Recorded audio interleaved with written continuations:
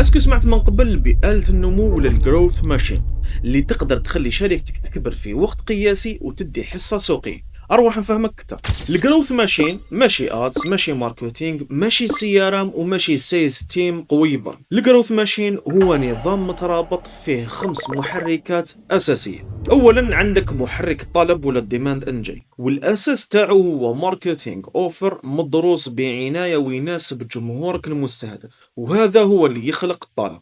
ثانيا عندك محرك التاهيل ولا الكواليفيكيشن انجين، وفيه اللي تفلتري الليست ديالك باش تعرف شكون اللي كواليفايد باش تستثمر فيه وقتك اكثر، وشكون اللي نوت كواليفايد باش ما تضيعش وقتك معاه. عندك محرك التحويل ولا الكونفرجن انجين اللي فيه يتلاقى السيلز بروسيس مع الفولو اب ستراكتور، واللي لازم يكونوا مدروسين ومحددين بدقه باش تقدر تحول اهتمام الليد تاعك لكاش فلو. رابعا عندك محرك التحكم ولا الكنترول انجين اللي فيه السي ار ام بايبلاين محدد وكي بي ايز مدروسين باش تقدر تشوف كلش بالتفصيل وتتحكم في البيرفورمانس تاع ليكيب كوميرسيال ديالك. واخيرا عندك محرك التنسيق ولا الالاينمنت انجين، وهنا وين تجمع بين الماركتينج والسيلز باش يخدموا على نفس الهدف بنفس الارقام وبنفس السيستم.